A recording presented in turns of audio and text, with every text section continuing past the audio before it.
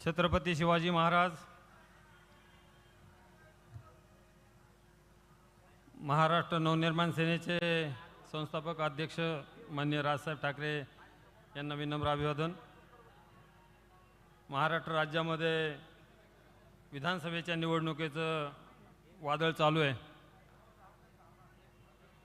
आणि अशा एका मतदारसंघात 213 हडपसर विधानसभा मतदारसंघामध्ये आज महाराष्ट्र नवनिर्माण सेनेच्या वतीनं माननीय साईनाथजी बाबर या ठिकाणी निवडणूक लढवतात। त्यानिमित्त या ठिकाणी जी प्रचार सभा आयोजित केलेली आहे त्या प्रचार सभेसाठी उपस्थित असलेले आमचे नेते माननीय बाबू वागसकर, माननीय बाळासाहेब शेडगे, माननीय अजयजी शिंदे, पुणे शहराच्या अध्यक्षा वनिताताई वागसकर, माजी नगरसेविका आरतीताई बाबर, व्यासपीठावरील सर्वच मान्यवर आणि उपस्थित बंधू आणि भगिनींनो, आज राजसाहेबांची सभा हडपसर या ठिकाणी होत आहे। आपलं हडपसर याला एक ऐतिहासिक अशी पार्श्वभूमी आहे, एक धार्मिक पार्श्वभूमी आहे, एक सामाजिक पार्श्वभूमीसुद्धा आहे। अशा या पार्श्वभूमीमध्ये आज राजसाहेब येऊन या ठिकाणी आपणाला आपलं मनोगत व्यक्त करणार आहेत आणि माननीय साईनाथ बाबर यांना विजयी करण्याचं आव्हान करणार आहेत। तर या हडपसरच्या पार्श्वभूमीच्या बाबतीमध्ये थोडंसं बोलायचं झालं तर या हडपसरच्या भूमीमध्ये माननीय स्वर्गीय रामभाऊजी तुपे जे स्वातंत्र्य सेनानी होते, माजी खासदार माननीय विठ्ठलरावजी तुपे एक लोकनेते, माननीय विठ्ठलरावजी सिवरकर, सहकार महर्षी अण्णासाहेब मगर, सहकार महर्षी शिवाजीराव नाना घुले पाटील, स्वर्गीय ससाने मास्तर, स्वर्गीय दत्तोबा ससाने, स्वर्गीय दत्तानाना बनकर, असे वैचारिक बैठक असलेले मातब्बर नेते मंडळी या मतदारसंघामध्ये या हडपसरच्या भूमीमध्ये होते।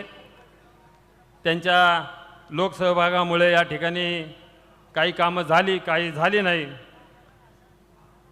एक मात्र झालेलं आहे की हडपसर मतदारसंघामध्ये 2 MIDC आहेत, IT पार्क आलेला आहे, मोठमोठे हॉस्पिटल आलेत,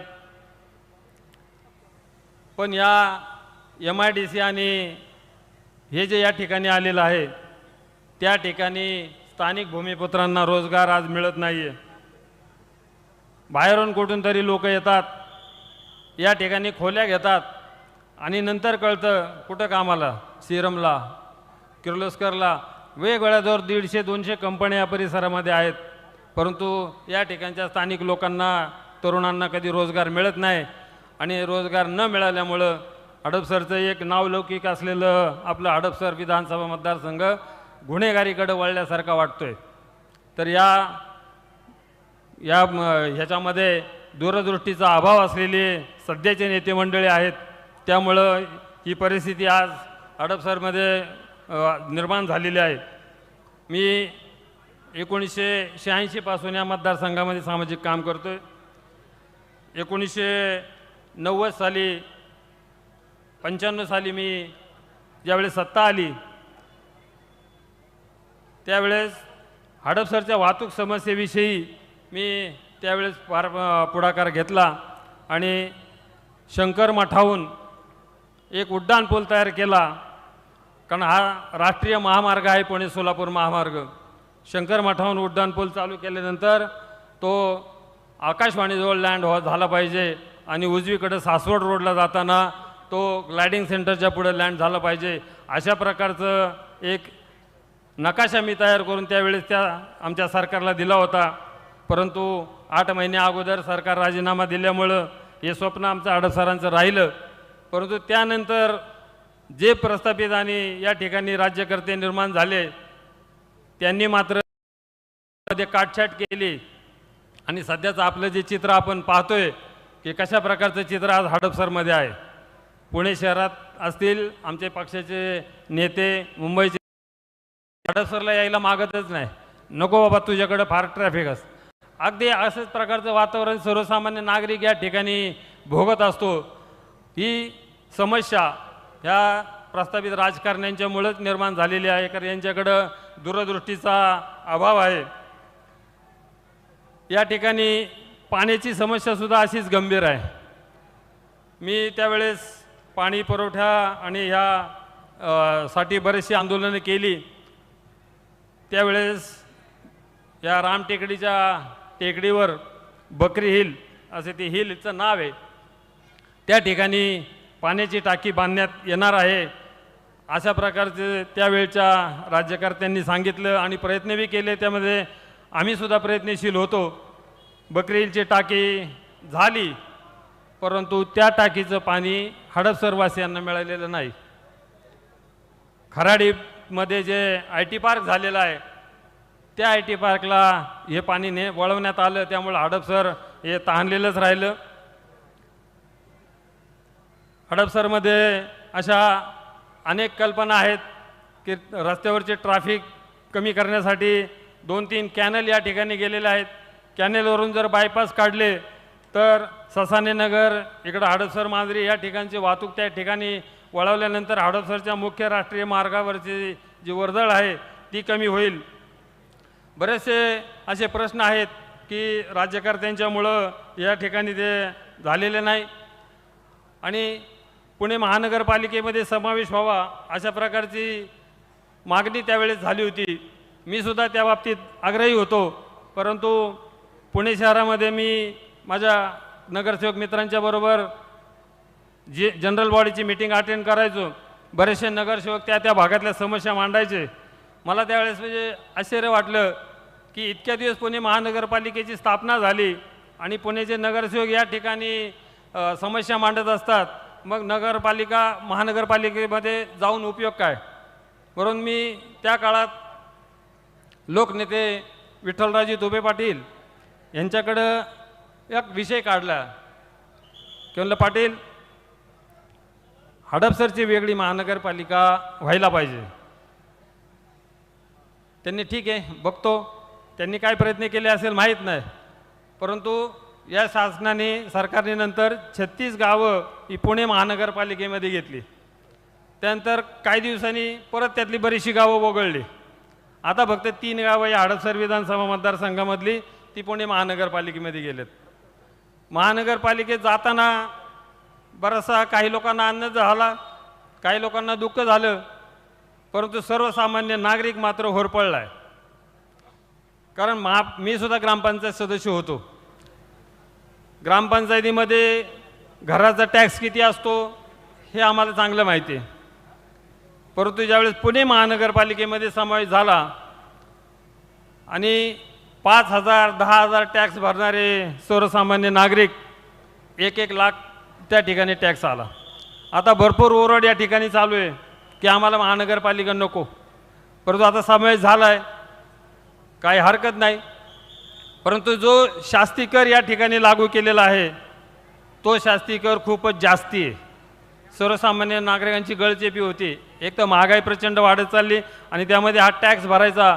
तर मी साईनाथ बाबर यांना आमदार झाल्यानंतर पहिलं विनंती करणार आहे की वाहतुकीची या समस्याबरोबरच या ठिकाणच्या घरपट्टीचा आणि जे शास्ती कर आहे त्या शास्ती कराविषयी आपण निश्चितपणे आवाज उठवावा आणि या सर्वसामान्य नागरिकांना या ठिकाणी न्याय देण्याचा प्रयत्न त्यांनी करावा।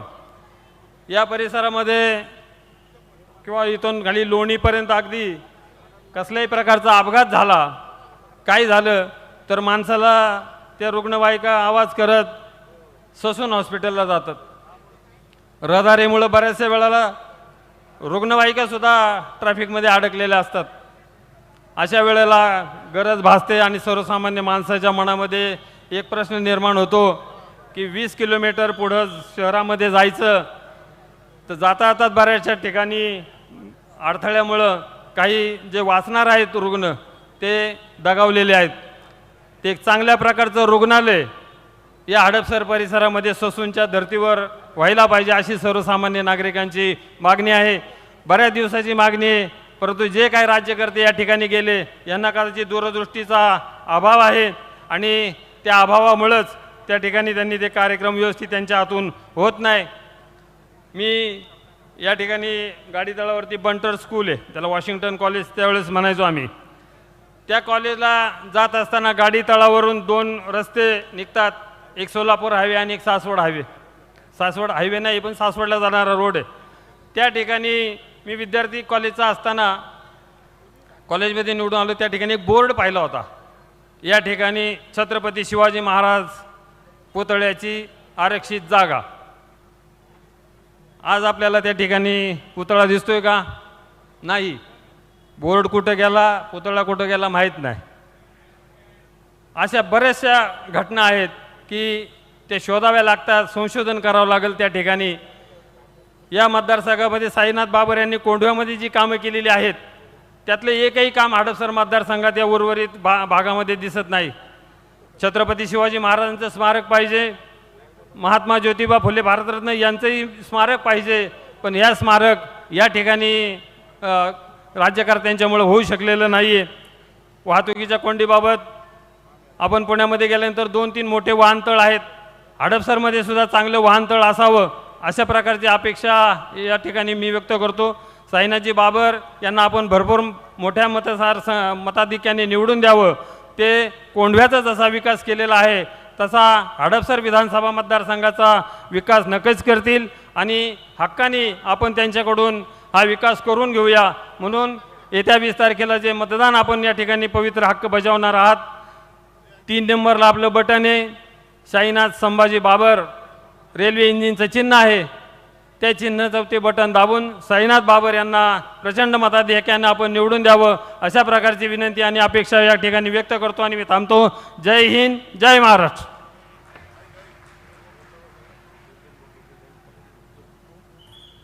हॅलो, पाठीमागे उभे असणाऱ्यांना विनंती आहे, उजव्या बाजूला खुर्च्या आहेत त्या बाजूला आपण खुर्च्यांवर बसून घ्या, नंतर त्याही खुर्च्या मिळणार नाही आपल्याला बसायला, तरी विनंती आहे आपण खुर्च्यांवर बसून घ्या.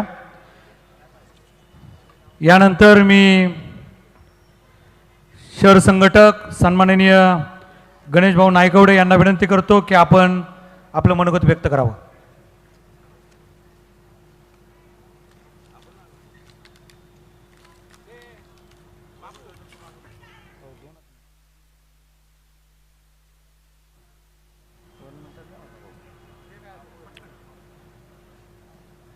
अखंड हिंदुस्थानचं आराध्य दैवत छत्रपती शिवाजी महाराज, महाराष्ट्र नवनिर्माण सेनेचे अध्यक्ष माननीय राजसाहेब आणि त्यानंतरनं आदरणीय व्यासपीठ, आज या ठिकाणी आपण हडपसर विधानसभा मतदारसंघाचे लोकप्रिय तरुण तडफदार आणि सर्वात महत्त्वाचे म्हणजे एकनिष्ठ असे उमेदवार साईनाथ भाऊ बाबर यांच्या प्रचाराच्या जाहीर सभेसाठी इथे जमलेले आहोत.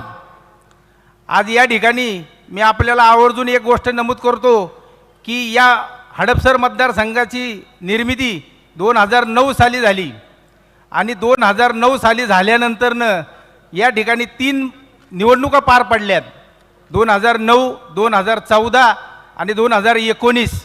आणि या तिन्ही ज्या निवडणुका आहेत ह्या निवडणुकीतले जे उमेदवार आहेत ते वेगवेगळ्या पक्षाचे निवडून आलेले आहेत. म्हणजे 2009ला हा वेगळ्या पक्षाचा आमदार निवडून आलेला आहे, 2014ला तोही वेगळ्या पक्षाचा आमदार निवडून आलेला आहे आणि 2019ला तोही वेगळ्या पक्षाचा आमदार निवडून आलेला आहे. म्हणजे या हडपसर मतदारसंघामध्ये इथले नागरिक एवढे दक्ष आहेत की काम केलं नाही तर तुम्हाला घरचा रस्ता दाखवतात. आणि आता वेळ आलेली आहे 2024 आणि 2024 ही वेळ पण आपली आहे आणि या मतदारसंघाची गरज ही आपण आहे.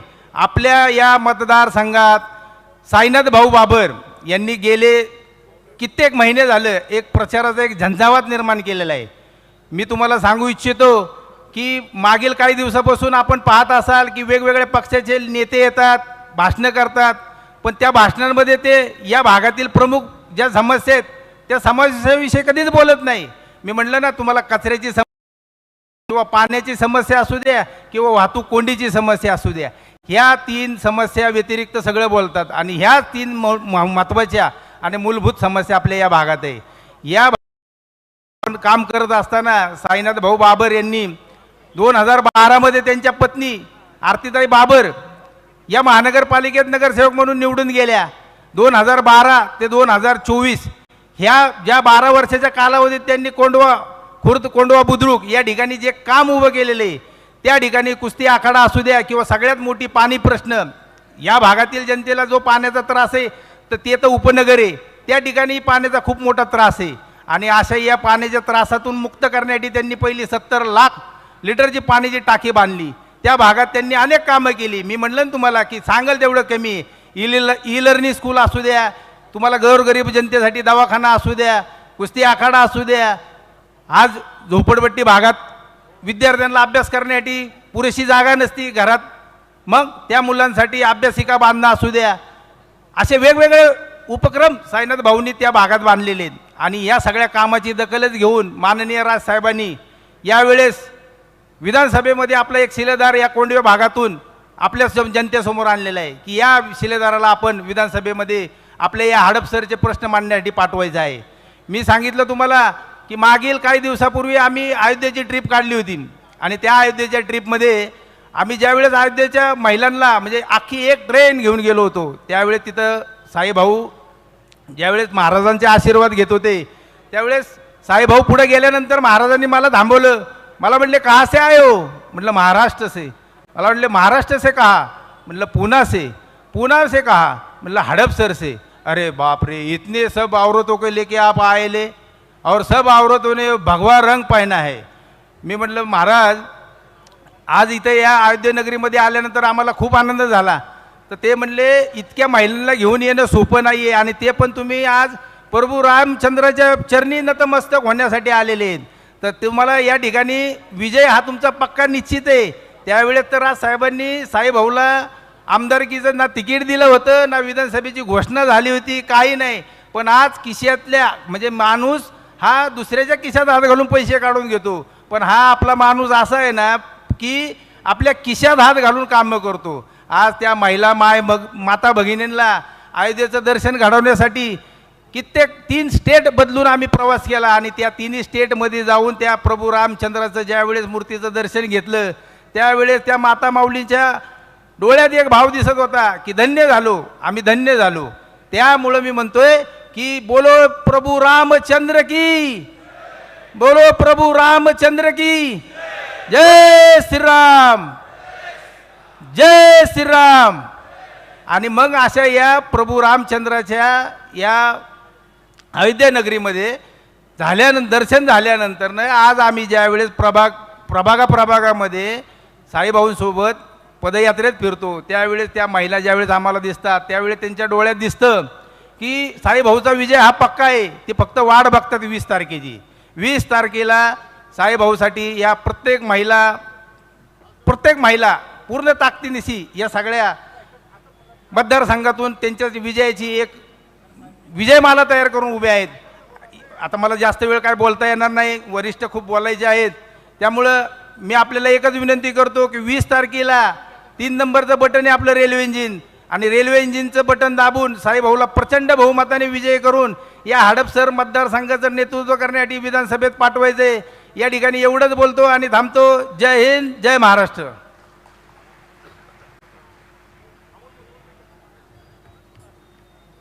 मी स्पीकर पाठीमागे डबेल आवाज जातोय आणि त्या बाजूला जे उभे आहेत त्यांना विनंती आहे, या बाजूला खुर्च्या आहेत इथे बसून घ्या. आणि सेनेचे उमेदवार सन्माननीय साईनाथ भाऊ बाबर आपणास विनंती, आपण व्यासपीठावर यायचे. यानंतर मी या ठिकाणी युवा कीर्तनकार हरिभक्त पारायण प्रियंकाताई की आपण आपल्या या ठिकाणी मनोगत व्यक्त करावं. त्याचप्रमाणे या ठिकाणी पर्वती विधानसभा मतदारसंघाचे अध्यक्ष विक्रांत भाऊ आमराळे, त्याचप्रमाणे आमचे विद्यार्थी सेनेचे मार्गदर्शक सन्माननीय आशिष भाऊ साबळे पाटील या ठिकाणी उपस्थित झालेत. आपलंही मनपूर्वक हार्दिक स्वागत. त्याचप्रमाणे रणजितदादा शिरोळे आपण या ठिकाणी आलात, आपलंही मनपूर्वक हार्दिक असं स्वागत.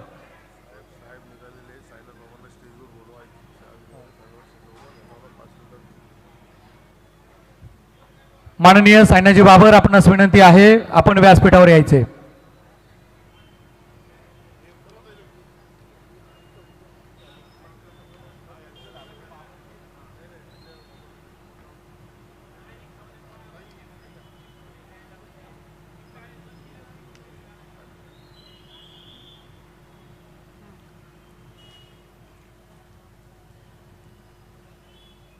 जय श्रीराम, जय जय श्रीराम. आपल्या सगळ्यांनाच माहीत आहे की आज आपण या ठिकाणी कशासाठी जमलेलो आहोत. आपल्या सगळ्यांचेच लाडके जे 12 वर्ष ज्यांनी नगरसेवक म्हणून कार्य केलं कोंढवा मतदारसंघामध्ये, ते महाराष्ट्र नवनिर्माण सेनेचे या ठिकाणी कोंढवा विभागातील नगरसेवक साईनाथजी बाबर हे आता विधानसभा निवडणूक या ठिकाणी लढवत आहेत आणि त्यांच्या साथीसाठी आपण या ठिकाणी जमलेलो आहोत.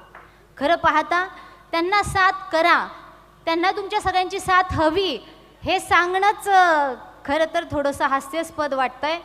मी तुमच्यासमोर या ठिकाणी कोणी कीर्तनकार कथाकार म्हणून बोलत नाही, तर या ठिकाणी मी या मतदारसंघातील एक नागरिक म्हणून, एक वोटर म्हणून बोलत आहे की आत्ताच आपण या हडपसर परिसरामधल्या समस्या ऐकल्या की किती समस्या आहेत या ठिकाणी. परंतु या सगळ्या समस्या सोडवण्यासाठी आपल्याला एक कट्टर हिंदुत्ववादी नेता हवा आहे. बाकीचं जाऊ द्या, मला बाकी काहीही सांगायचं नाही, पण जो नेता असेल तो हिंदुत्ववादी असला पाहिजे. कारण आज आपण सगळ्या भारतामध्ये पाहत आहोत की हिंदूंवर किती संकट येत आहेत. भारत जाऊ द्या, आपल्या महाराष्ट्रात सुद्धा पहा की हिंदू किती वेगवेगळे त्यांच्यावर या ठिकाणी प्रसंग घडत आहेत. आमच्या वारकरी संप्रदायातला एक तुम्हाला प्रसंग सांगते. अमरावतीमध्ये चालू असलेलं भजनाचा कार्यक्रम, त्या ठिकाणी दगडफेक करण्यात आली की या ठिकाणी भजन करायचं नाही, आमच्या कानावर तुमच्या देवाचं नाव पडता कामा नये. एवढेच नव्हे तर महादेवाचं मंदिर रात्रीच्या 12 वाजता जाऊन पाडण्यात आलं. हे का झालं? त्या ठिकाणी जर कट्टर हिंदुत्ववादी नेता असता तर हे घडलं असतं का? मग हे आपल्या पुण्यामध्ये घडू नये, हे आपल्या हडपसर मतदारसंघामध्ये घडू नये, यासाठी आपण सगळ्यांनी काळजी घेतली पाहिजे आणि आपण सगळ्यांनी प्रत्येकाने पाऊल उचललं पाहिजे की या ठिकाणी दमदार नेता आपले या सगळ्यांचे लाडके साईनाथजी बाबर यांच्यासारखाच नेता निवडून आला पाहिजे आणि त्यांच्याचमुळे या ठिकाणी नगराचा विकास झाल्याशिवाय राहणार नाही. अनेक मुद्दे आहेत पहा, कोंढव्यामध्ये जाऊन पहा, बऱ्याच गोष्टीमध्ये सुधारणा केलेल्या आहेत. त्या ठिकाणी सांगायचं झालं तर तुम्हाला आता 3 महिन्यापूर्वीचा प्रसंग सांगते. रामगिरीजी महाराज म्हणून आहेत सरला बेटचे, रामगिरीजी महाराज म्हणून, त्या ठिकाणी त्यांनी एक मुस्लिम व्यक्तीविषयी वक्तव्य केलं. आज त्या माणसांनी वक्तव्य केल्यानंतर अख्ख्या महाराष्ट्रातूनच नाही तर भारतातून त्यांच्या विरोधामध्ये मोर्चे निघायला लागले की ह्या महाराजांनी चुकीचं वक्तव्य केलं. वक्तव्य तर बरोबर होतं, सर्च करून पहा, सगळं बरोबर होतं, परंतु सगळ्यांनी त्यांच्या विरोधात मोर्चे काढले. परंतु कट्टर हिंदुत्ववादी साईनाथजी बाबरांसारखे नेते त्यांच्याबरोबर होते, ज्यामुळं महाराजांच्या केसाला सुद्धा धक्का लागला नाही. म्हणून याचसाठी मला तुम्हाला असं सांगायचं आहे की खरंच पक्ष पाहू नका, पक्ष पाहू नका, कार्यकर्ता पहा, त्या कार्यकर्त्याचं काम पहा, त्याने कसं काम केलं. नाही तर आपल्या हडपसरचं, आपल्या महाराष्ट्राचा बांगलादेश व्हायला वेळ लागणार नाही.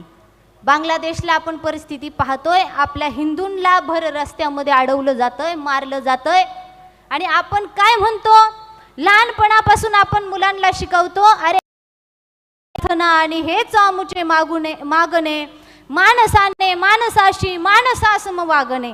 आपण आपल्या मुलांना शिकवतोय माणसाने माणसाशी माणसासारखं वागा, भाईचारा निभावत राहिलो.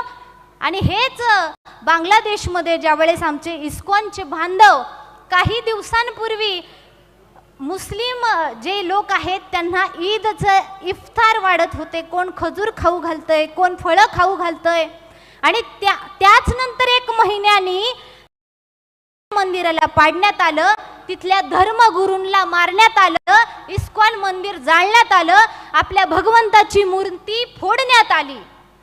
आपण भाईचारा निभवला, परंतु भाईचारा निभवा, पण ते निभवत असताना हे भाईचारा बनवणार नाही याची काळजी घ्या. याची जर काळजी आपण घेतली नाही तर आपल्या सुद्धा भागाचा बांगलादेश व्हायला वेळ लागणार नाही. त्यामुळं हिंदुत्ववादी कट्टर या ठिकाणी कार्यकर्ता पाहिजे. पहा, 500 वर्षापूर्वीचं तुम्हाला सांगते, आपल्या मराठी माणसांना ताट मानेने बाहेर फिरायची परवानगी नव्हती. महिला तर बाहेर पडूच शकत नव्हत्या आणि बाहेर आल्या तर पुन्हा घरी येतील याची गॅरंटी नव्हती. अशाच या काळ्या सावटाच्या काळामध्ये एक स्वातंत्र्याचा भगवा हातात घेऊन आमचा एक ढाण्या वाघ जन्माला आला आणि त्याने आपल्या 18 पगड जातीचे मावळे एकत्र करून हिंदुस्थानचे अखंड हिंदू राष्ट्र बनवण्याचे स्वप्न बाळगून या ठिकाणी जवळच तोरण्यावर आपल्या स्वराज्याचे तोरण बांधले. पहा, ते जर नसते तर आज आपण तहाट मानेने उभं राहिलो नसतो आणि या ठिकाणी सभा पण आपण हिंदूंची सभा अटेंड केली नसते. या ठिकाणी सगळे असते, मग कोणीतरी शाहरुख, कोणीतरी अब्दुल, सगळे असेच असते. आम्ही कोणीतरी निलोफर जान असं कोणीतरी असतं. आपल्या कपाळावर या ठिकाणी भगवा आपल्याला लावता आला नसता, आपल्या डोक्यावर आपल्याला पदर घेता आला नसता. त्यामुळं पहा ना, त्यावेळेस 18 पगड जातींनी शिवरायांना मदत केली, शिवरायांनी त्यांच्या मदतीने स्वराज्य स्थापन केले. त्याचा परिणाम 500 वर्ष झाले तरी आपण ताट मानेने जगत आहोत. मग माझं हेच म्हणणं आहे, आत्ता सुद्धा या काळामध्ये संपूर्ण भारतामध्ये ठिकठिकाणी आपण पाहतोय लहान लहान चिमुरड्या आपल्या भगिनींवर अत्याचार होत आहेत. आपल्या सुद्धा भागात बहिणींवर अत्याचार होत आहेत. मग हे जर अत्याचार थांबवायचे असतील तर आपल्याला कट्टर हिंदुत्ववादी नेत्याचीच गरज आहे. जर हिंदुत्ववादी नेता नसेल तर नेते या प्रकरणांवर पडदा टाकायला पाहतात, कोणही यासाठी लढत नाही. त्यामुळं माझं म्हणणं आहे की नेता असावा तर कसा, ज्यांनी पहा हिंदू अखंड हिंदुस्थानचं या ठिकाणी आराध्य दैवत आहे. माननीय बाळासाहेब ठाकरेजींचा वारसा चालवत, त्यांच्या विचारांचा वारसा चालवत माननीय राज ठाकरे आज महाराष्ट्र नवनिर्माण सेनेची का स्थापना केली? कारण महाराष्ट्राला नवीन असं निर्माण करायचं आहे, हिंदुत्ववादी बनवायचं हे त्यांचं स्वप्न आहे. आणि असं स्वप्न घेऊन ते जे ढाण्याभाग वाटचाल करत आहेत, आज त्यांच्याच वाटेवर चालून त्यांचा छावा असणारे आमचे साईनाथजी बाबर साहेब या ठिकाणी उभे राहिलेले आहेत. माझी ही इच्छा आहे की तुम्ही सुद्धा सगळ्यांनी 18 पगड जातींनी, मी कोणाही एका जातीला या ठिकाणी बोलणार नाही, 18 पगड जाती सगळेच असतील, त्यामध्ये माळी मराठा सगळे, चांभार कुंभार सगळे, देशमुख, कुणीही आपली जात पाहू नका, सगळ्यांनी मिळून एकत्र या. आपण सगळे शिवरायांचे मावळे आहेत असा मनात विचार धरा आणि बाबर सरांना या ठिकाणी सगळ्यांनी सपोर्ट करा आणि प्रचंड बहुमतांनी निवडून द्या. इथंच मी माझे 4 शब्द थांबवते. जय श्रीराम, जय जय श्रीराम.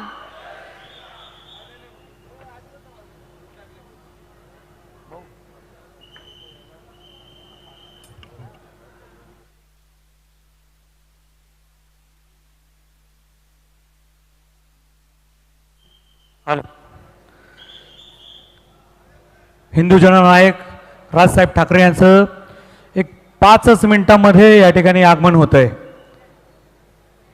मी हडपसर विधानसभा मतदारसंघाचे उमेदवार माननीय साईनाथ भाऊ बाबर यांना विनंती करतो की आपण या ठिकाणी आपलं मनोगत व्यक्त करावं.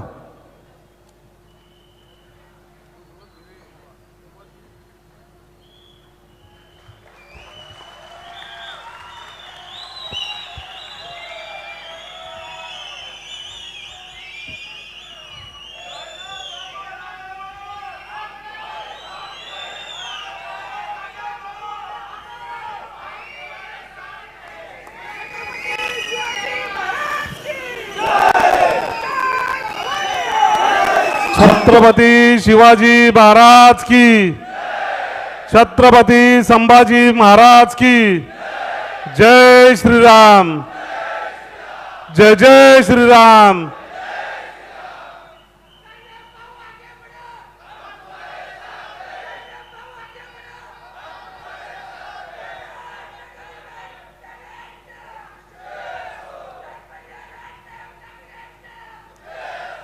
उपस्थित व्यासपीठावर असलेले आमचे मार्गदर्शक महाराष्ट्र नवनिर्माण सेनेचे नेते बाबा वागसकर, त्याचबरोबर पक्षाचे सरचिटणीस अजय भाऊ शिंदे, पक्षाचे सरचिटणीस बाळाभाऊ शेडगे, पक्षाचे सरचिटणीस रणजितदादा शिरोळे, त्याचबरोबर हडपसर विधानसभा मतदारसंघाचे सर्वच पदाधिकारी, खरं तर या पदाधिकारी म्हणायचं काही खिंड लढवतात. खरं तर प्रत्येक गल्लीबोळामध्ये, प्रत्येक भागामध्ये वेगवेगळ्या पद्धतीने हे सर्वजण लढतात, माझ्यासोबत खांद्याला खांदा देऊन लढतात. असे हडपसर विधानसभा मतदारसंघाचे सर्वच पदाधिकारी यांना प्रथमतः मी मानाचा मुजरा करतो, कारण हे सर्व जणांमुळं आज या व्यासपीठावर येण्याची संधी खरं तर मला मिळालेली. गेले 10 वर्ष कोंढवा भागामध्ये काम करत असताना माननीय राजसाहेब ठाकरे यांच्या आशीर्वादाने 10 वर्षापूर्वी मला महानगरपालिकेत जाण्याची संधी मिळाली आणि गेले 10 वर्षामध्ये त्या ज्या गोष्टी मला वाटते की माझ्या भागात उभ्या राहिल्या पाहिजे नव्हत्या, त्या गेल्या 10 वर्षामध्ये मी उभं करण्याचा प्रयत्न केला आणि ते करत असताना माझ्यासोबत कायम राहिली. त्याचबरोबर गेले 15 दिवसापूर्वी माननीय राजसाहेब ठाकरे यांनी विश्वास दाखवला आणि हडपसर विधानसभा मतदारसंघाची उमेदवारी दिली आणि त्या दिवसापासून संपूर्ण मतदारसंघामध्ये एक उत्साहाचं वातावरण तयार झालेले. गेले जवळपास 15 वर्षामध्ये महाराष्ट्र नवनिर्माण सेनेला ज्या पद्धतीने लोक बोलायची आणि आज हडपसर विधानसभा मतदारसंघामध्ये एक पर्याय म्हणून समोर येतोय. खरं तर या मतदारसंघामध्ये 2 राष्ट्रवादीचे उमेदवार आहेत. खरं तर या राष्ट्रवादीचे उमेदवार आमच्या भाषेत म्हणलं तर राष्ट्रवादी खुर्द आणि राष्ट्रवादी बुद्रुक अशा पद्धतीचे या दोन्ही राष्ट्रवादी आहेत. म्हणजे ताटातलं वाटीत आणि वाटीतलं ताटात अशा पद्धतीने हे दोघंही काम करतात. ते खरं तर हिंदुत्वाच्या मुद्द्यावर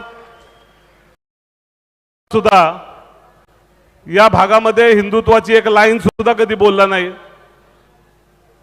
या भागात ज्या वेळेस वेगवेगळ्या घटना घडल्या, वेगवेगळे आंदोलन झाले, त्यावेळेस हे आमदार घरात बसून राहिले.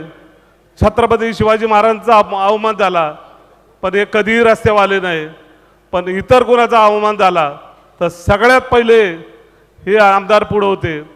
खरं तर विकास कामाचं सांगायचं झालं, या संपूर्ण मतदारसंघामध्ये गेल्यावर 10 वर्षामध्ये कुठलाही विकास झाला नाही.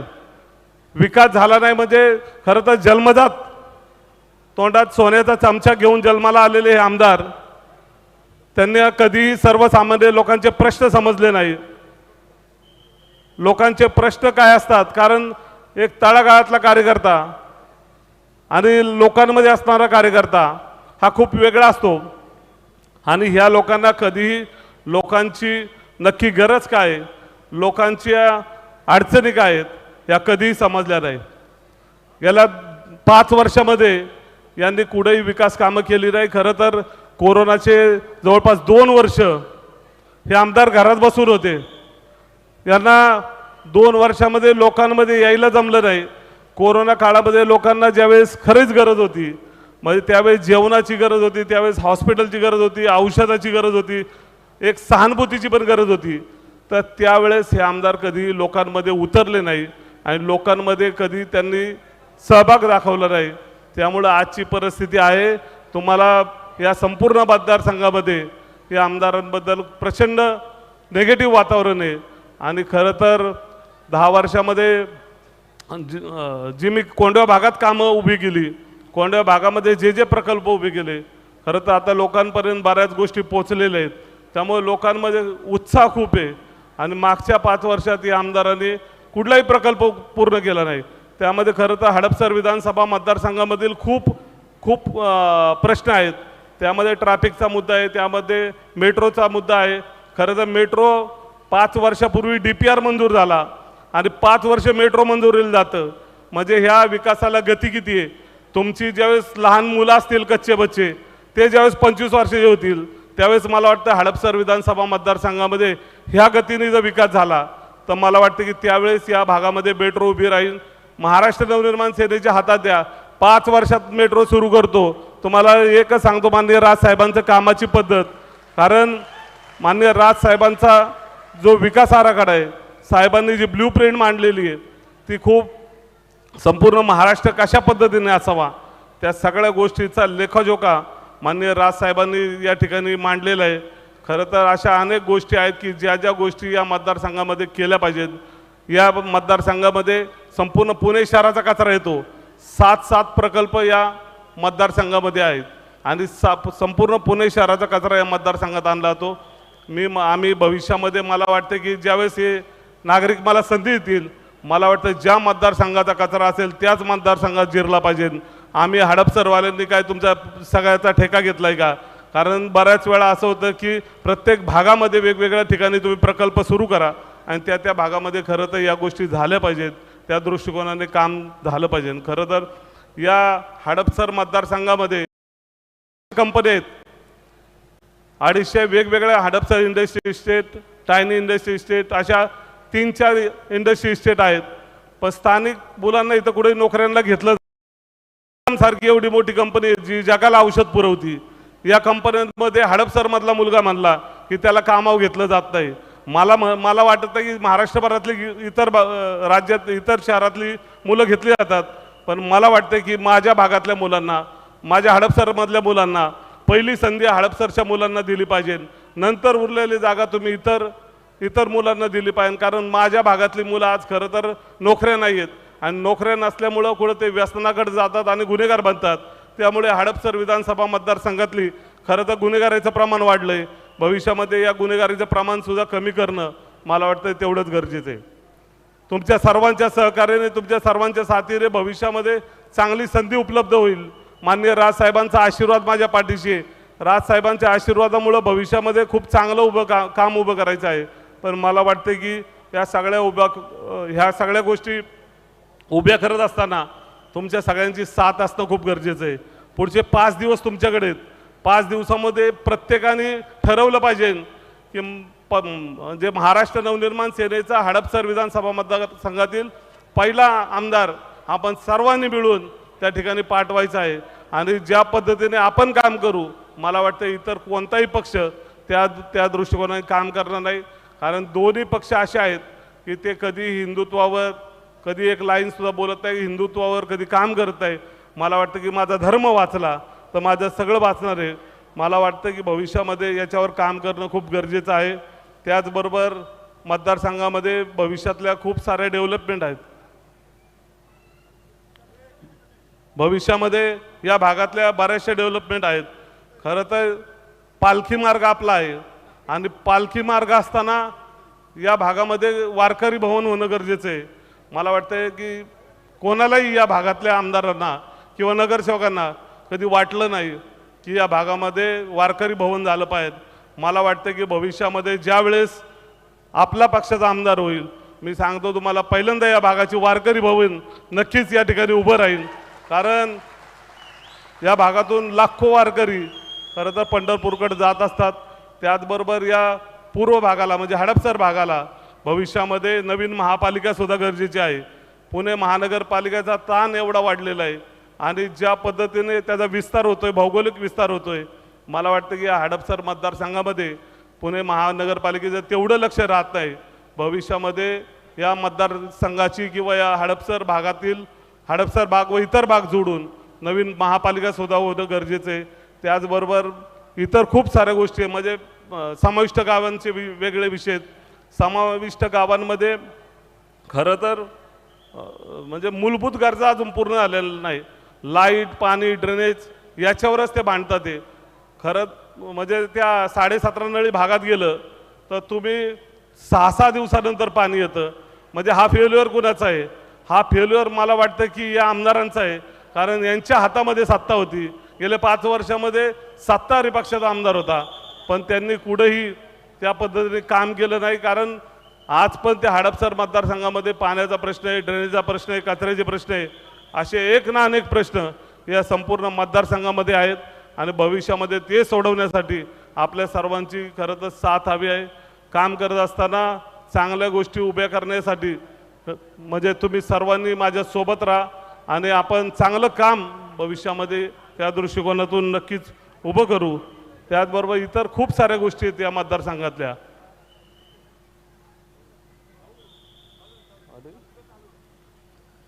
या मतदारसंघातल्या अनेक गोष्टी आहेत की ज्या करणं गरजेचं आहे. त्याचबरोबर या भागामध्ये मी माझ्या बऱ्याचशा गोष्टी मांडलेल्या आहेत. त्यामध्ये कचरा प्रकल्प असेल,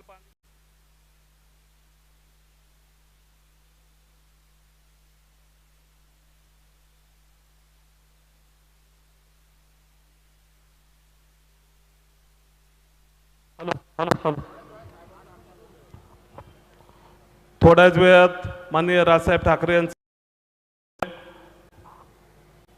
बऱ्याच गोष्टी आहेत की जे या संपूर्ण मतदारसंघामध्ये करणं गरजेचं आहे. मला वाटतं की येत्या काळामध्ये त्या नक्कीच या संपूर्ण मतदारसंघामध्ये उभ्या केल्या जातील.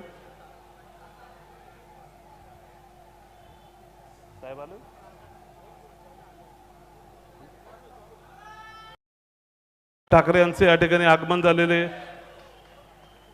हिंदू जननायक माननीय राजसाहेब ठाकरेंचा, महाराष्ट्र नवनिर्माण सेनेचा,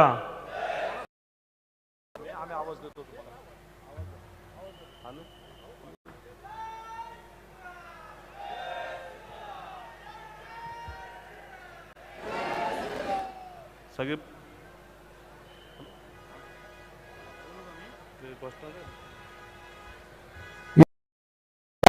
हिंदू जननायक माननीय राजसाहेब ठाकरे यांचं शुभागमन झालेलं आहे. काही क्षणामध्ये या ठिकाणी व्यासपीठावर येतील. राजसाहेब ठाकरे यांचा, हिंदू जननायक राजसाहेब ठाकरे यांचा, महाराष्ट्र नवनिर्माण सेनेचा,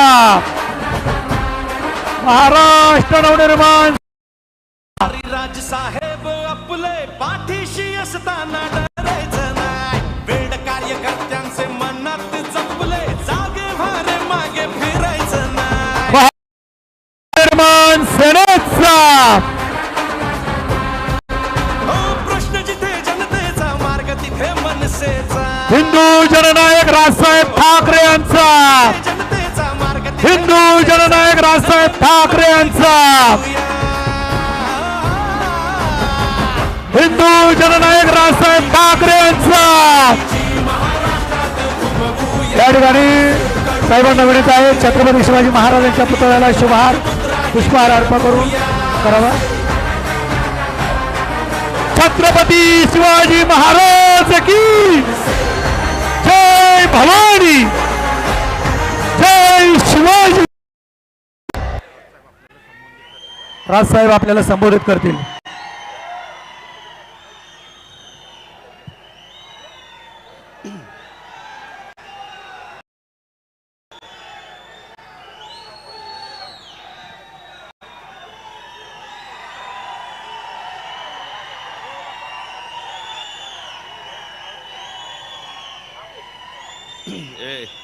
राहू दे राहू दे.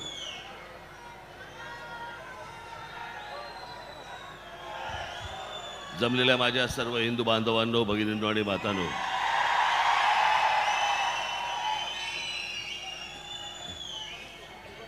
घाबरला असेल कुठेतरी आतमध्ये पाठवून दे त्याला. तर जायचा मार्ग करून द्या रे, या साईडने मार्ग करून द्या त्याला. अरे असं करू नकोस, तो जाईल तिकडनं.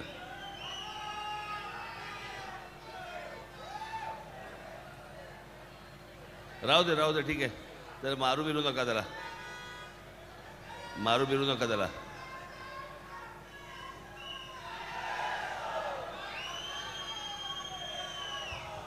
आपण सर्व शांत बसलात तर मला आपल्याशी बोलता येईल, संवाद साधता येईल.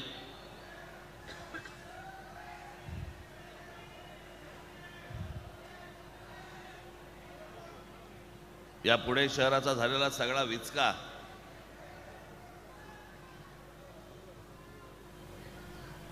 हा हडपसर मतदारसंघ 2009ला या मतदारसंघ म्हणून झाला.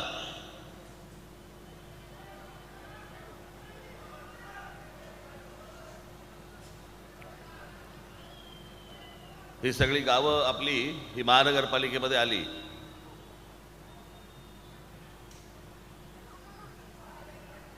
कित्येक लोक तर असे आहेत मला सांगणारे की आमची गावं होती ती बरी होती, विनाकारण इथे महानगरपालिकेत आलो.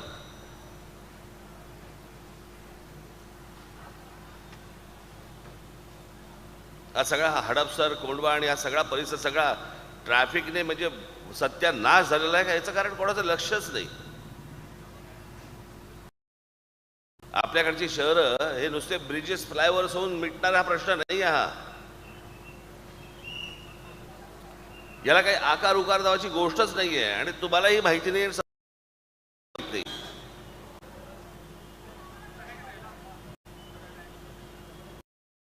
कित्येक जागा तर मी महाराष्ट्रामध्ये अशा बघतो की तिथले राहणारे लोक मरण येत नाही म्हणून जिवंत आहेत.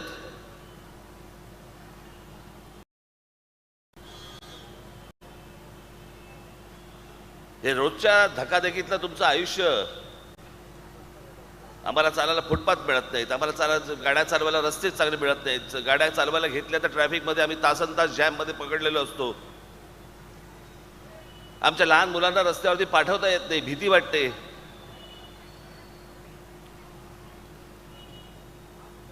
शाळेत सोडताना माझ्या माता भगिनींच्या चेहऱ्यावर एक धाकधूक असते.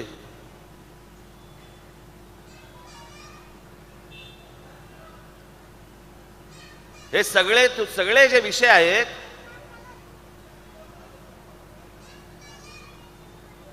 या सगळ्या विषयांकडे तुमचं दुर्लक्ष होतं.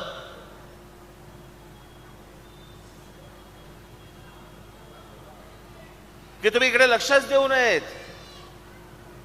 त्याला जरा शांत बसायला सांगा बरं का, नाही तर घरी पाठवा. तरी टीव्हीवर पण दाखवत आहेत.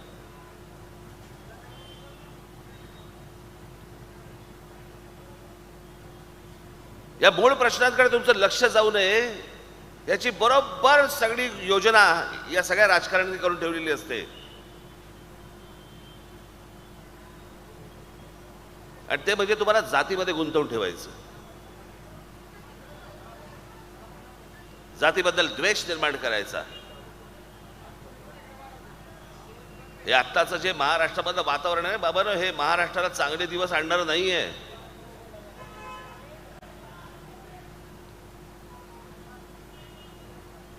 या जातीपातीच्या खेळामध्ये महाराष्ट्राचा संपूर्ण जो झालेला सत्यानाश जो आहे ना, तुम्ही सगळे डोळे उघडे ठेवून बघणं गरजेचं आहे, कान उघडे ठेवून बघणं गरजेचं आहे की हे आपल्यात काय करतायत, काय करवतायत आणि कशासाठी करवतायत.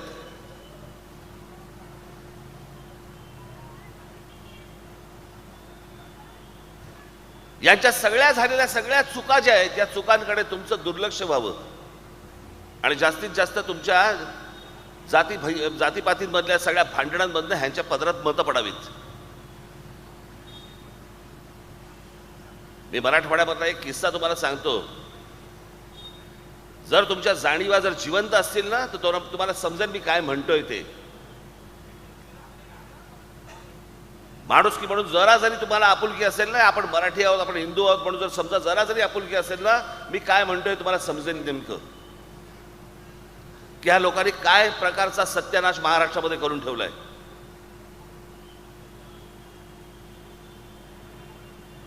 मी मुद्दा म्हणून जात सांगणार नाही तुम्हाला, पण एका जातीमधल्या एका घरामध्ये एका व्यक्तीचं निधन झालं. त्या घरामध्ये 3 व्यक्ती होत्या. तिरडी उचलायला, चौथा खांदा धरायला कोणी माणूस नव्हता. बाहेर राहणारे लोक हे वेगळ्या समाजाचे होते सगळे आपलेच मराठी, पण कोणी खांदा द्यायला आलं नाही. इतकी दिवस, इतकी वर्ष सगळे एकोप्याने राहणारे, सगळे एकत्र राहणारे, पण तिरडीला चौथा खांदा द्यायला कोणी येईना. नातेवाईकांची वाट बघत बसले. 6 तासानंतर नातेवाईक आले, त्याच्यानंतर तिरडी उचलली आणि मग स्मशानात गेले. समोरच्या समाजातले लोक बघत होते, समजत होतं, पण हात लावायला मदत करायला कोणी गेलं नाही. इथपर्यंत महाराष्ट्र आणला. पण आम्ही आमचे महापुरुष आम्ही जातीमध्ये विभागून टाकले. हे मी जे तुम्हाला सांगतोय ना, हे राष्ट्रवादी काँग्रेसच्या जन्मानंतर सगळं सुरू झालं, 1999 नंतर.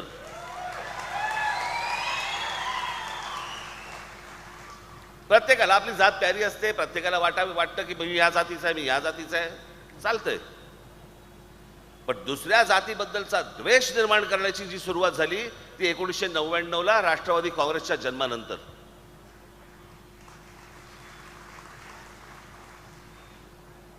हे जे इतकी वर्ष जे विष पोचलं ना या लोकांनी, त्याचे परिणाम आहेत.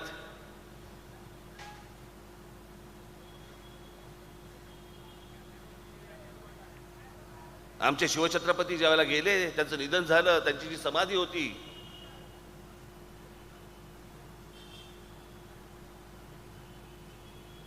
रायगडावरती काही लोक गेले असतील घनचक्कर, तिथे काही समाधीमध्ये काय मिळते का बघायला, आणि ती सगळी उद्ध्वस्त केलेली, सगळी उद्ध्वस्त केलेली. मी तुम्हाला जाती जातीमधला एकोपा सांगतोय काय होता आणि आपण काय करून ठेवलाय.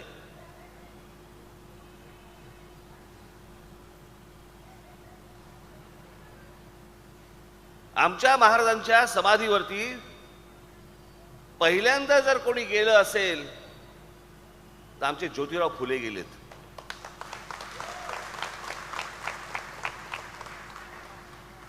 ती समाधीची विषण्ण अवस्था बघून त्यांना समजेना याचं काय करायचं, आणि त्याने तिकडे सांगितलं की याच्या पुढे मी आपल्या विचारांचा प्रचार करीन. 18 पगड जातींना घेऊन स्वराज्याची निर्मिती करणारा आमचा राजा, त्याच्या महाराष्ट्रामध्ये आम्ही जाती जातीत भांडतो, आणि भांडणं एवढ्यासाठीच लावली जात आहेत की ह्यांच्या भ्रष्टाचाराकडे तुमचं लक्ष जाऊ नये. तुम्ही ज्या हाल अपेक्षा सहन करतात ना, त्या हाल अपेक्षांकडे तुमचं लक्षच जाऊ नये की हे नाही चालायचं, फुटपाथ नाही मिळालं, चालतंय आम्हाला, पण ह्या जातीच्या माणसाला मी बघून घेईन, त्या जातीच्या माणसाला मी बघून घेईन. हे जे सगळं चक्र सुरू आहे ना, हे जरा नीट ओळखा काय चालू आहे नेमकं.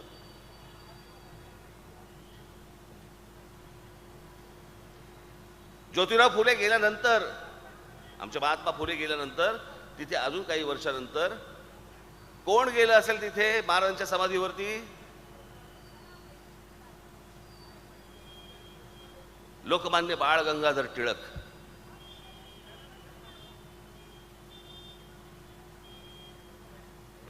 आणि लोकमान्य बाळ गंगाधर टिळकांनी तिथे शपथ घेतली की महाराज तुमची समाधी आम्ही बांधू. आणि मग महाराष्ट्रामध्ये त्यांनी एक फतवाच सोडला, आणि मग हजारो लोकांनी त्या सगळ्या एका तो फंड उभा राहिला, पैसे उभे राहिले, आणि त्या पैशामधनं मग महाराजांची समाधी उभी राहिली. अनेक लोक होते त्याच्यामध्ये, विविध जातीचे लोक आले, सगळे लोक आले की महाराजांची समाधी उभी राहिली पाहिजे म्हणून, आणि मग त्या सगळ्या पैशांमधनं ती समाधी उभी राहिली.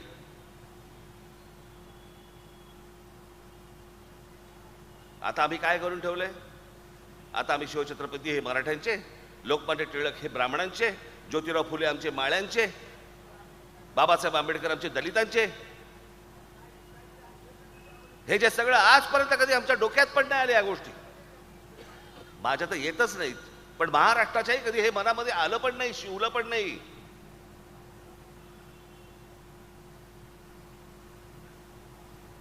आपण काय महाराष्ट्राचा उत्तर प्रदेश बिहार करून ठेवायचा आहे का आपल्याला?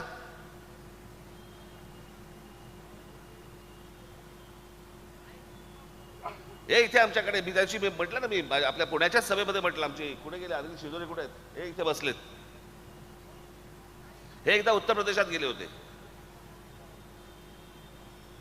आणि जात असताना एका ढाब्यावरती थांबले. एक माणूस आला, त्यांनी विचारलंय ना क्या चाहिए, हे म्हणाले 2 कप 2 चाय चाहिए. ठीक आहे, तो माणूस उलटा फिरला. हे सगळं चालू असताना एक काउंटरवरचा जो मालक होता तो हे सगळ्या गोष्टी बघत होता. काउंटरवरचा माणूस उठला, ह्यांच्यापाशी आला. बाबांनो, विचार करा, ही खूप जुनी गोष्ट आहे. त्यांच्या प्रदेशांमध्ये काय काय प्रकार चालतात हे तुम्ही लक्षात घ्या, ते आपल्याला महाराष्ट्रात नकोय. तो काउंटरवरचा माणूस उठला, ह्यांच्याकडे आला आणि विचारलं, कौन सी जात से हो. मैं ह्यांनी सांगितलं की मैं इस जात का हूं. अच्छा अच्छा ठीक है, इनको जरा चाय दे देना. असा करायचा महाराष्ट्र आपल्याला? ही परिस्थिती आणायची आपल्याला महाराष्ट्राची? अहो, आपल्याकडे काय पसरलं जात आहे, आतमधून काय काय गोष्टी होत आहेत, त्याचा कधी तुम्हाला विचार तरी केलाय का?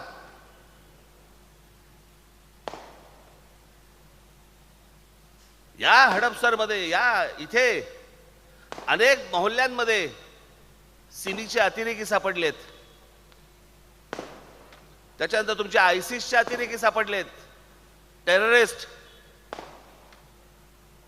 हे अनेक मोहल्ल्यांमध्ये शिरलेले आहेत. उद्या हे काय करतील इथे आणि काय सापडलेले ते सापडले, न सापडलेले किती असतील? हा धोका आम्ही समजून आपण लक्षातच घेणार नाही आहोत का,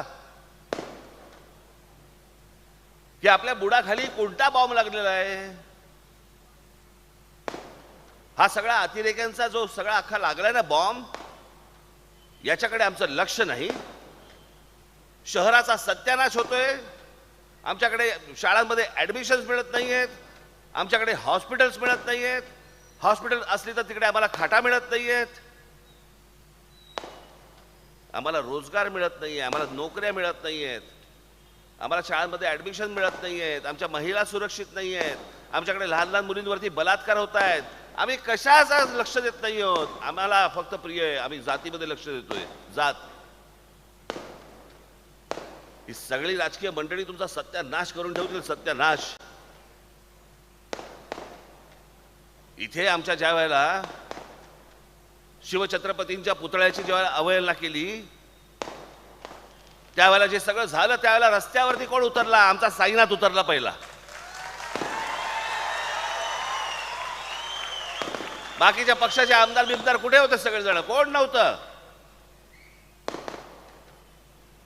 जो तुमच्यासाठी रस्त्यावर उतरतो, जो 24 तास तुमचा विचार करतो, मला असं वाटतं की तो आमदार असणं गरजेचं आहे. त्याच्या हातामध्ये तुम्ही सत्ता देणं गरजेचं आहे. त्याच्या हातामध्ये या गोष्टी जर समजा दिल्या तर काहीतरी घडू शकेल, तर काहीतरी होऊ शकेल. माझा शहराकडे बघण्याचा माझा एक दृष्टिकोन आहे. मी एक स्वतः चित्रकार आहे, जग फिरलेला माणूस आहे मी. जगामधली शहरं काय प्रकारची शहरं होतात आणि आमच्याकडे सगळा दिवसेंदिवस सत्यानाश. कारण एका कोणाचं लक्षच नाही. हा कुठेतरी एक माणूस येतो, तो म्हणतो की मला इथे ब्रिज पाहिजे, तो म्हणतो मला इथे स्पीड ब्रेकर पाहिजे, तो म्हणतो मला इथे फ्लायओव्हर पाहिजे. मग प्रत्येकाला वाटतंय त्याप्रमाणे गोष्टी घडतायत. तुम्हाला वाटते त्याप्रमाणे काय घडतंय?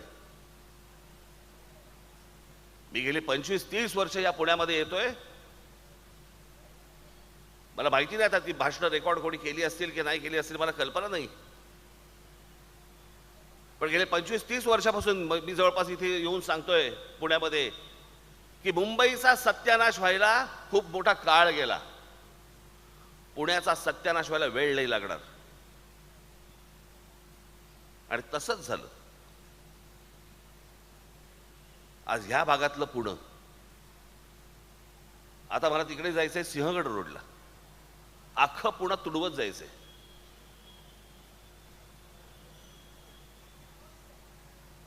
कसा ह्या ट्रॅफिक मधनं पोहोचणार आहे हे माझं मलाच माहिती. उद्या तर माझ्या 5 सभा लावल्यात, मला माहित नाही त्या शेवटच्या सभेला मी कधी पोहोचणार आहे.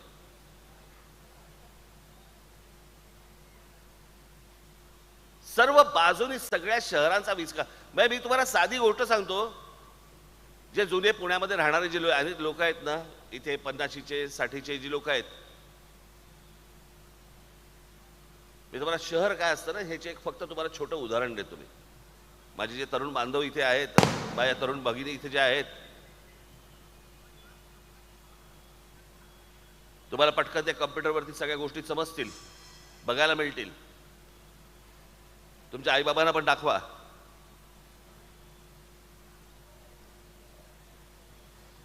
कोणत्याही तुम्ही पुण्यातल्या एका 50-60च्या माणसाला फक्त विचारा, काय रे बाबा तुला जुनं पुणं आवडतं का आत्ताचं पुणं?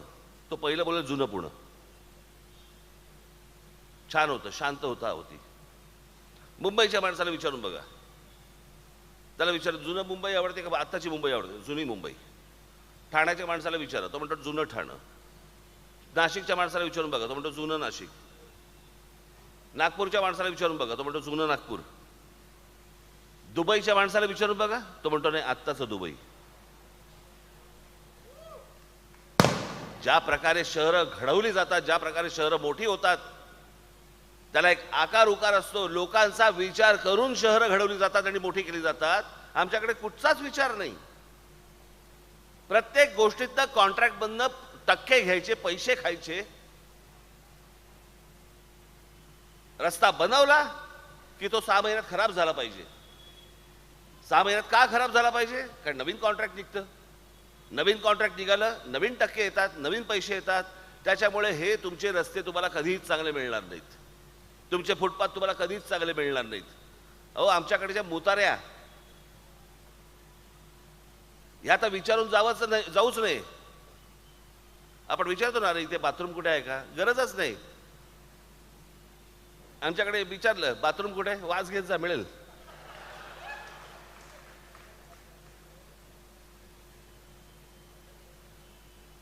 काही स्वच्छता नाही, काही नाही. तुम्हाला उत्तम चांगलं आयुष्य मिळालं पाहिजे. तुमच्या येणाऱ्या पुढच्या पिढ्यांना नवीन जीवन मिळालं पाहिजे. शहरात राहताना बरं वाटलं पाहिजे. घरातनं पाऊल बाहेर ठेवताना बरं वाटलं पाहिजे की अरे मी चांगल्या शहरामध्ये राहतोय. हे काय अचानक चमत्कार नाही घडणार आहे. उद्या जरी समजा तुम्ही माझ्या हातामध्ये हे राज्य दिलं तरी काय पहिल्या 5 वर्षामध्ये महाराष्ट्रात, पण तुमच्या एक गोष्ट लक्षात येईल की ज्या प्रकारचं काम माझ्या हातात सत्ता दिल्यानंतर जे होईल त्याच्यावरती तुम्हाला नक्की वाटेल की अजून पुढची 5 वर्ष याच माणसाच्या हातामध्ये सत्ता दिली पाहिजे.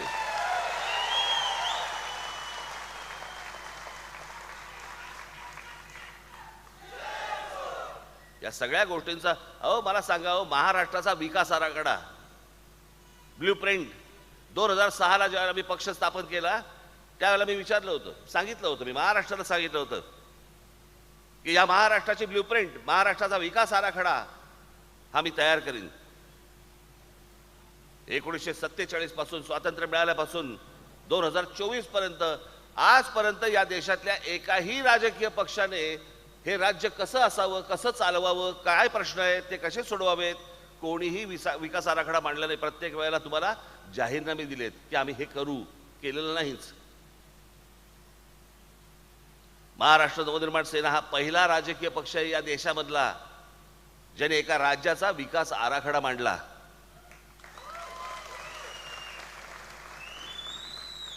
माझा या शहरांकडे आणि सगळ्या गोष्टींकडे बघण्याचा काय दृष्टिकोन आहे ना, मी तुम्हाला आत्ता सांगतो. इथून ज्याला तुम्ही घरी जाल ना, माझी आपल्याला सर्वांना विनंती आहे, यूट्यूबवरती जा, वरती राज ठाकरे टाका, राज ठाकरे ॲस्थेटिक एवढं फक्त टाका. त्याच्यामध्ये एक 16 मिनिटाची एक डॉक्युमेंटरी येईल जी 2014ला केली आहे मी. ती ज्यावेळेला तुम्ही ऐकाल, बघाल, त्यावेळेला तुमच्या लक्षात येईल मी कशा प्रकारचा विचार करतो, मी कशा प्रकारचं राज्य बघतो. मी ज्याला राज्याचा विचार करतो, मला खुर्चीचा सोच नाही हो. माझ्या गळामध्ये मग मुख्यमंत्री पदाची माळ घालावी याच्यासाठीचा करत असलेला विचार नाही येतो. मी महाराष्ट्रामध्ये जन्माला आलोय, मी शिवछत्रपतींच्या महाराष्ट्रात जन्माला आलोय. जे शिवछत्रपतींनी जो विचार दिला तो मराठेशाहीने जो रुजवला या देशामध्ये संपूर्ण हिंद प्रांतामध्ये, ते गतवैभव जे आहे ना, ते जे वैभव ते परत मला महाराष्ट्रामध्ये आणायचं आहे. आम्ही हरवून बसलेलो आहोत सगळ्या गोष्टी.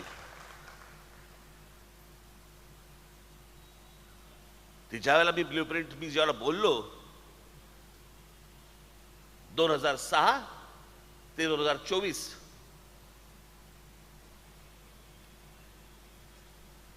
सगळ्या ठिकाणी मी जिकडे जिकडे जात असे, पत्रकार मला विचारायचे ते ब्ल्यूप्रिंटचं काय झालं, अजून ती ब्ल्यूप्रिंट नाही आली, ती ब्ल्यूप्रिंट कुठे गेली, त्या ब्ल्यूप्रिंटचं काय म्हणजे काय दिसत नाही अजून तुमचं काय कुठपर्यंत झालं. एका पत्रकार परिषदेमध्ये तर मला एका पत्रकाराने विचारलं, हा ते तुमची ब्ल्यू फिल्म नाही आली. म्हटलं साल्या 30 काढायला पाहिजे होती, निदान बघितली तरी असतीस.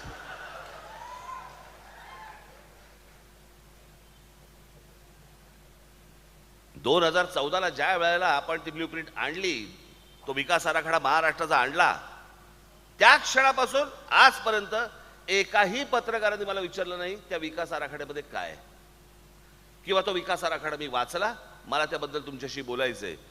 कारण पत्रकारांना त्याच्यामध्ये इंटरेस्टच नव्हता, त्यांना काही त्याच्याशी देणं घेणंच नव्हतं. त्यांना तर मुळात महाराष्ट्राशी काही देणं घेणंच नसतं. जे माझे आता पत्रकार जे येत आहेत माझे इंटरव्ह्यू करायला, शिंदे असं बोललेत, मग फडणवीस तसं बोललेत, मग उद्धव ठाकरेंनी असं केलं, मग शरद पवारांनी असं केलं. अरे महाराष्ट्राचं बोल,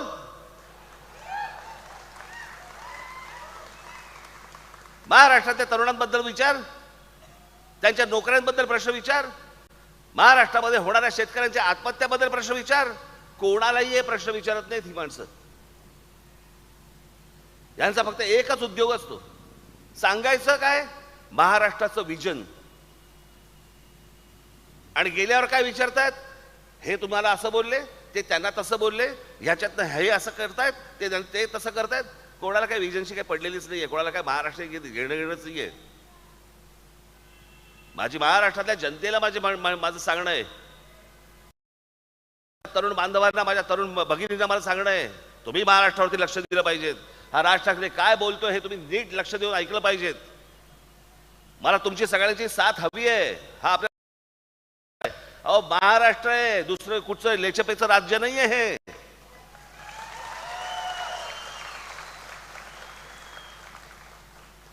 अहो महाराष्ट्राला भूगोल पण आहे आणि महाराष्ट्राला इतिहास पण आहे.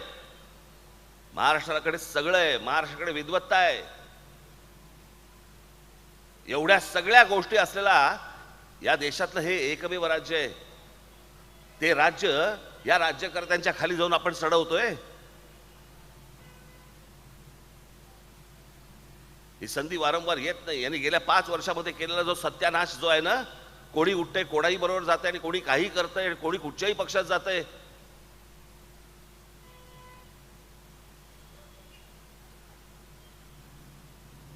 काल माझे एक मित्र फार छान बोलले की ऑस्ट्रेलिया वेस्ट इंडिज मॅच बघायला गेलो आपण आणि आपण बसलोय आणि अचानक पिवळा ड्रेस घालून ऑस्ट्रेलियाच्या बाजूने विराट कोहली खेळायला आला. कसं वाटेल?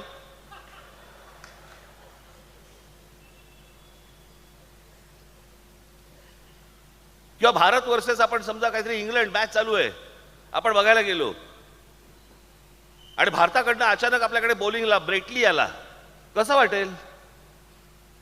या संपूर्ण महाराष्ट्रामध्ये सगळ्या राजकीय पक्षांची IPL करून ठेवली आहे. कोण कुठच्या पक्षातनं काय खेळतंय काहीच कळत नाही.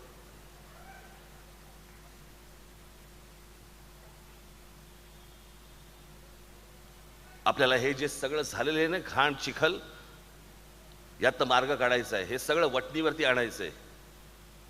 माझी प्रामाणिक इच्छा आहे हे सगळं करायची. मला फक्त तुमची साथ हवी आहे.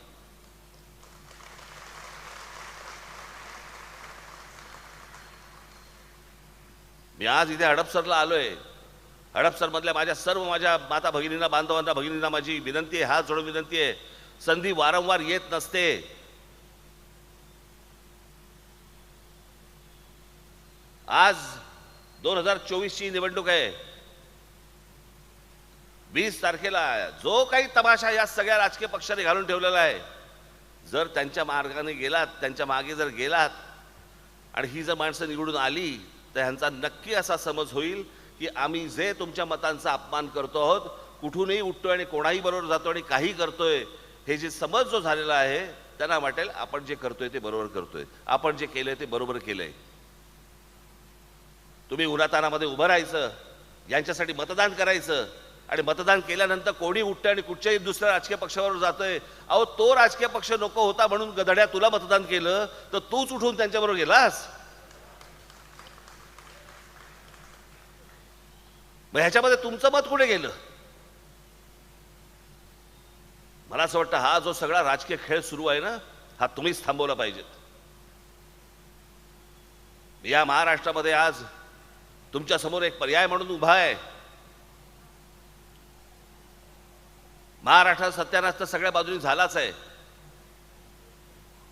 राज ठाकरेच्या हातामध्ये जर समजा तुम्ही अजून समजा ही सत्ता दिलीत, अजून काय वाकडं होऊ शकतं तुमचं? इतका सत्यानाश झालेला आहे. मी करून करून तुमचं काय वाकडं करू शकतो मला जरा सांगा. पण मी जो विचार करतोय, मी जे स्वप्न पाहतोय महाराष्ट्राचं, त्यातनं जर समजा चांगलं झालं तर ते कोणाचं होणार आहे? तुमचं होणार आहे का माझं होणार आहे? म्हणून मी आज तुमच्या समोर जो आलोय, या राज ठाकरेला आणि त्याच्या महाराष्ट्र नवनिर्माण सेनेच्या माझ्या सर्व उमेदवारांना एकदा तर संधी देऊन बघा. एकदा हा फक्त कोथरूड आपला तुमच्या हडपसर पुरता माझा विषय नाहीये. कुठे गेला आमचा साईनाथ?